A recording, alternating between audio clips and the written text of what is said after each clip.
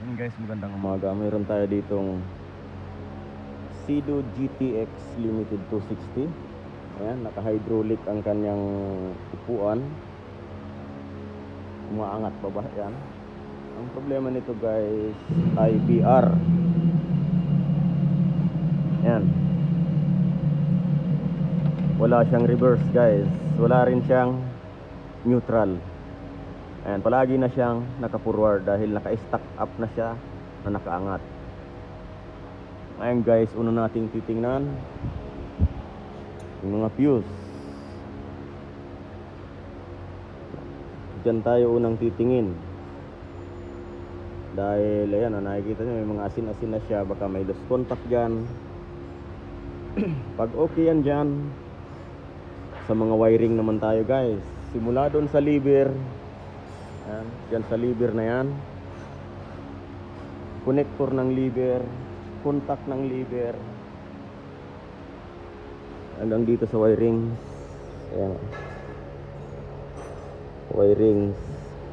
Kapag ayos ang contact nya guys, wala siyang sira or wala siyang loose contact, dito tayo sa IBR mismo. Ayan, yung IBR na yan. Yan ang ating gagawin.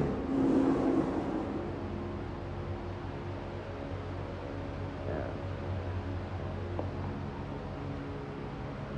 Hindi siya gumagana. Iskanin muna natin.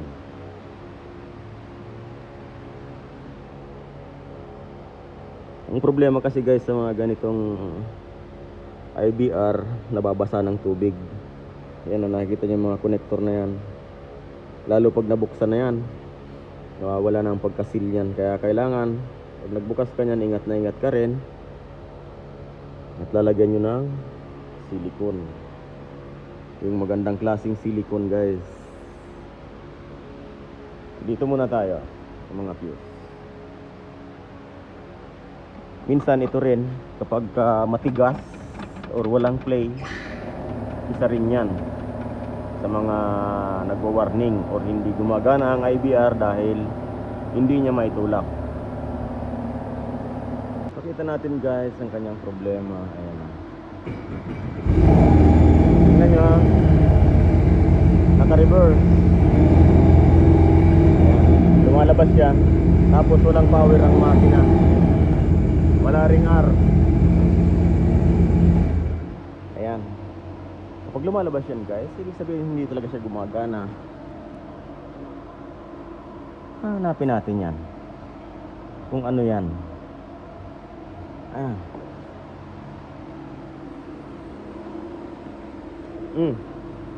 This is for another Cedo Jetboot. Okay, wala, wait. Ayan po, may mga Yamaha tayo guys. Cut it, no problem. And change the bolts. Ayan guys, ang problema niya or ang trouble niya sa ECM P1661 IBR malfunction. Ibig sabihin nga talaga guys, yung IBR niya ay hindi gumagana. Yan. Iisa-isahin natin guys hanggang sa mapatino natin or hanggang sa mapagana natin. Yan. Dito or doon, nandyan sa dalawang yan ang problema. Pag dito IBR, pag dito mga fuse lang yan. Tingnan natin ang mga fuse guys.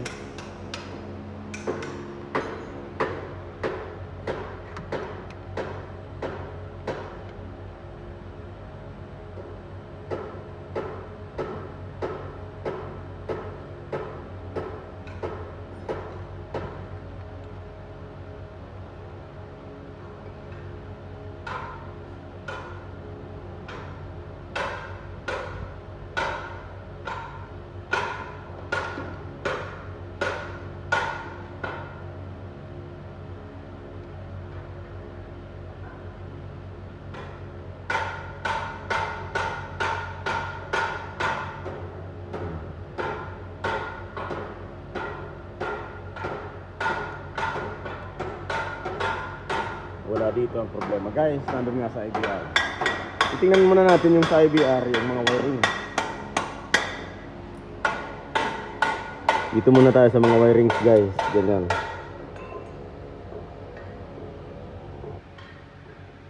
Wala kasing ilaw ang camera natin. Ayan guys, minsan gumawa lang tayo ng counting tutorial bago natin babaklasin ang IBR para medyo lumaki ang bayad sa atin. May papakita ko sa inyo. Dinisable ko guys yung IBR. Ayan, tingnan nyo.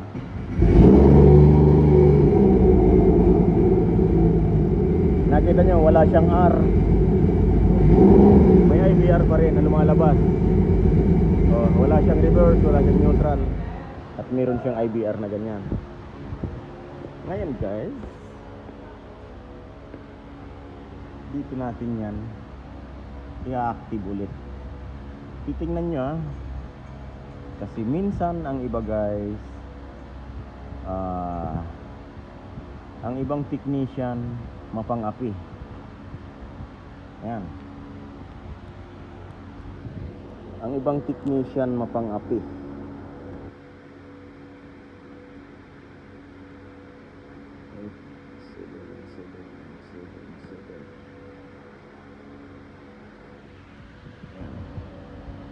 Pag nakakuha kayo ng ibang technician na mapang-api,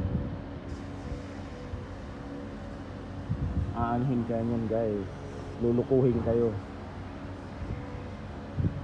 Pero tayo hindi. G. Example lang ito guys, example. Papakita ko sa inyo. Hindi na ulit gumagana yung IBR, di ba? Ngayon mapakita natin guys.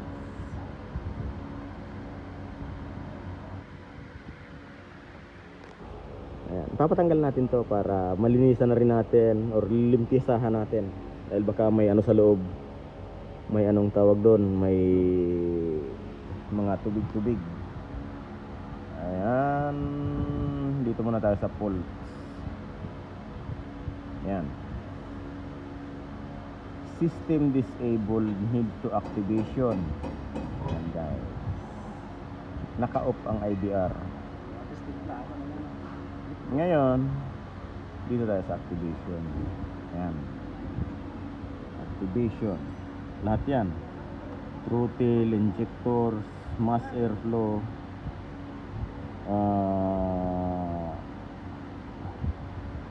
exhaust temperature sensor, intake temperature, injector, coil, throttle,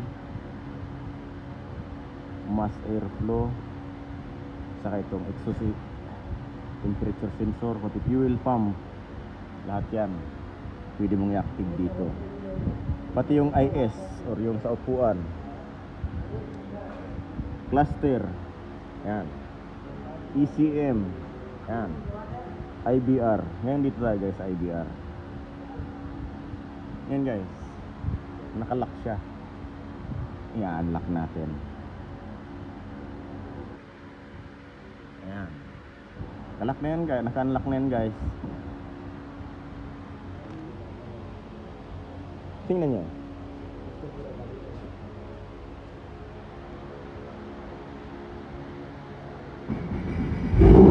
Ayan, lumabas na yung in. Forward. Reverse. Ayan. Ito na, wala na yung nandito.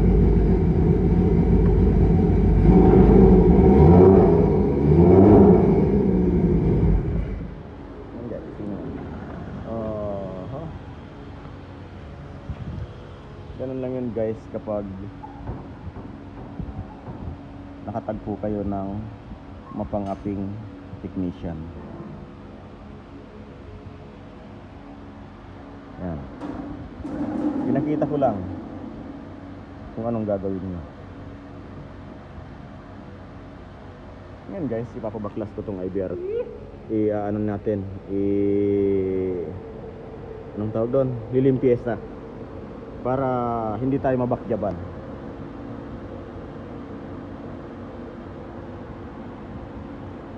Ito na guys, ilalabas na natin. Tingnan nyo ang dumi. Ito na yung IBR. Mayroon niyang cooling system para sa IC. Nakita nyo pagkadudumi rin ang mga koneksyon. Hindi natin yan malinisan dahil nakatagong tago yan. Kaya binaklas na natin, babaklasin natin yan ng buo para malinisan na rin natin ang gusto, para hindi tayo mabakjaban siya. Tapos kapag babaklas ka nyan, tatanggalin mo ang exhaust. Yan, dahil napakahirap nyan guys. May cover na ganito, may cover na ganyan, may upuan. Tanggal yan lahat.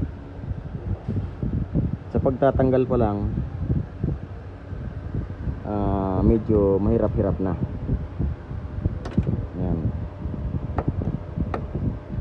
Kaya hindi rin biro ang trabaho ng IBR guys. Yan, magkape tayo kahit mainit. Yan guys, ito nga pala yung IBR ng GTX 260. Ngayon, nung nilinisan natin lahat-lahat na, ayan, tinesting natin, hindi na tuloy gumana. Yan ang problema guys ng mga IBR. Tinanggal mo dyan ang connector, tapos binuksan mo yung IBR, tapos pagkabit mo hindi na gumagana. Normal yan guys, nangyayari yan. Talagang ito na kasi yung tunay niyang sakit, lumabas na. Yan. Ngayon, at dahil lumabas na yung kanyang tunay na sakit, alamin natin kung alin yan.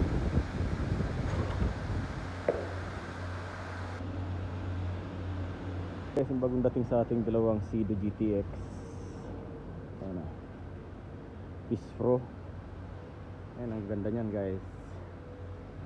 Itong isa may check engine, itong isa walang power ang makina. Yan, ngayon i-scan natin yan. Ang dami nating trabaho guys, hindi ko na alam kung anong unahin ko. Tapos yung GTX na isang ginagawa nating IBR, nako, di ba napagana na natin yun nung nakaraan? Nung nilinisan ko yung IBR, nung tinesting ko, hindi na gumana. Ay, nakarma tayo guys. Hindi, lumabas lang yung tunay na sakit nun. Kaya yun, hindi na umandar.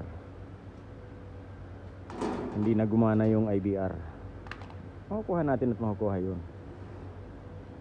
Unahin lang muna natin yung mga ganito, mga bagong dating.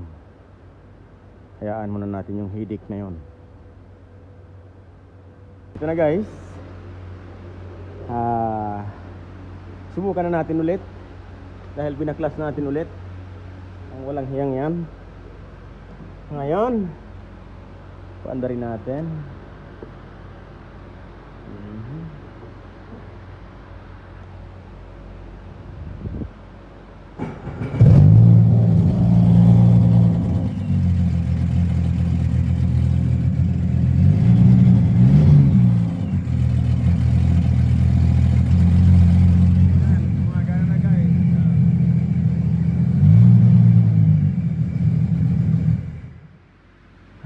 Gumagana na ulit. Akala ko nakarma na tayo, dahil pinarami-rami natin yung bayad. Riska natin ulit guys.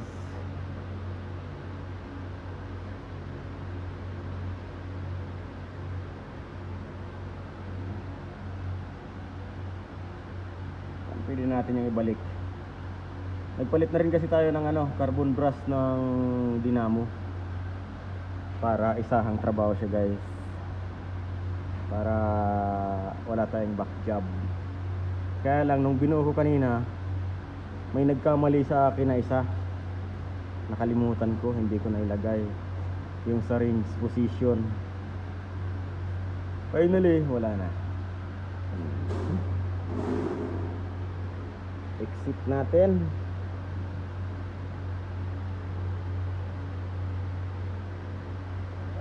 Ayan. Totally Finish. Papakabit na natin yan, guys. Yan ang mahirap eh. Pag minsan ganun talaga pagka nagtanggal ka ng wiring ng IBR or nagbaklas ka ng IBR, minsan may sablay. Uulitin lang natin yan. Hahanapin natin kung ano ang ating pagkamali. So, ulitin natin. Paandarin natin ulit. Start. Put the key. Reinstall again the key. Ayan. Start. Forward. Close. Close. Close like it. Yan. Okay na. Pwede na natin siyang lagyan ng silicone, guys. Tapos i-install na natin ulit. Akala ko nadali tayo eh. May nakalimutan lang pala ako sa loob. Ayos na. Ayan. Bukas matitesting na to. Tapos bukas ibababa na natin ang makina niyan. Yang high country. Ito malaking problema rin yan. Yang Cedo na ito. Ito na, guys, at dahil gumagana na siya ulit, halagyan na natin ng silicone. Ito, kumpleto na yan sa loob. Binaklas natin ulit dahil may nakalimutan tayong isang bagay na napaka-importante. Yung range position, yung magnet na maliit. Ayan. Ito yun. Dito yung nakatama yung magnet na yan, oh. Ayan. Nakalimutan natin yung magnet yan sa loob yung paglinis natin. Ayan, guys, magnet yan, oh. Yan yung park, neutral, reverse neutral drive. Ito yung nagbibigay signal dito. Akala ko nakarma tayo eh. Mabuti na lang nakita ko dun sa lalagyan yung magnet. Dahil kung hindi, patay. Problemado tayo niyan. Hindi natin alam kung saan na naman tayo hahanap ng trouble. Yung nagbaklas kasi nito, guys, yung kasama kong Indiano, siya ang pinabaklas ko. Kaya medyo nalito rin ako. Kahit matagal na tayo, guys, gumagawa ng IBR, minsan talaga palpak. Minsan isahang gawa, syapul. Ito yan, guys, Yan. Ito yung nakalimutan natin. Kaya hindi gumana yung IBR. Or nawalan siya ng control. Ayan. Sasalpak na natin ito dun uli. At atin na siyang iti-testing bukas. Kaya lang bukas, magbababa ako ng makina nung high country. Chevrolet na monster car. Ayun, hindi naman yun back job. Dahil cylinder head lang naman ang ginawa natin doon. Tapos ang sound niyang napakaunti lang, kaunting-kaunti, hindi mo nga marinig eh. Gumagamit lang kasi ang customer ng stethoscope. Ganun siya ka silan. Nung gumagamit siya ng stethoscope, maririnig yung napakaunting sound. Sabi niya sa akin, hindi yan normal sound. Balang arawan niya, lalakas yan. Sabi ko, oo, sige, bahala ka. Babaklasin natin yan.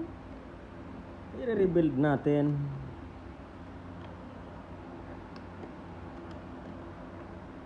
Dagdag bayad din natin. Yan.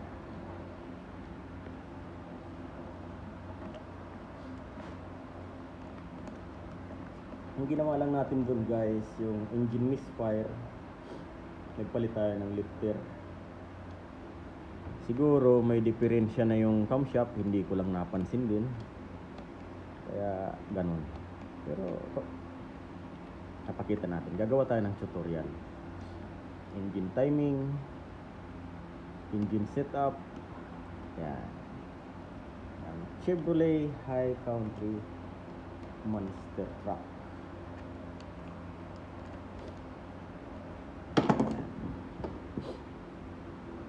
Yan guys, kapag naglalagay kayo, may guide yan, dalawa kabilaan. Dito, ganyan. Aayusin nyo yung pagkakalagay nyo. Tapos, lalagyan nyo ng kaunting grasa ito. Palalambutin nyo ito dahil kadalasang sakit nyan, matigas ito. Kapag matigas yan dyan guys, sa o-ring, yan, dyan nag-uumpisa ang error.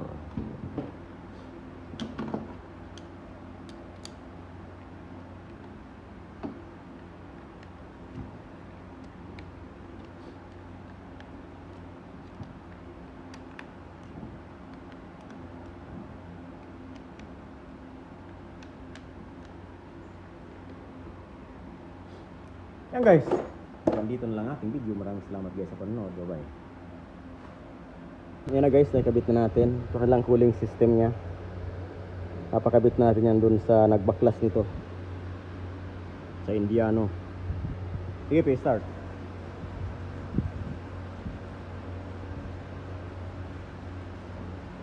Da.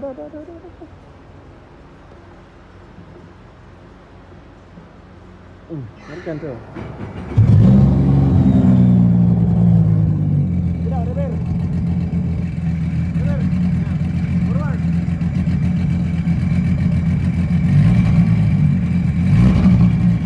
Op. Yan guys, so kusa na siyang bumababa. Ito na yung ating final. Sige pa, start mo ba?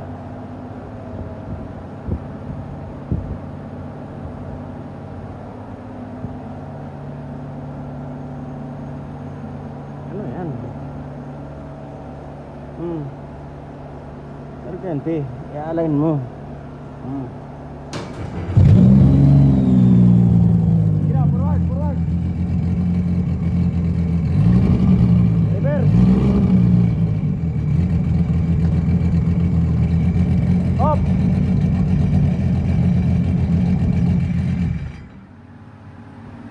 Ayan. Medyo maingay dahil tanggal ang mga tambutso nito guys. Ayan o. Wala siyang tambutso. Yan. Okay na guys. Bye bye.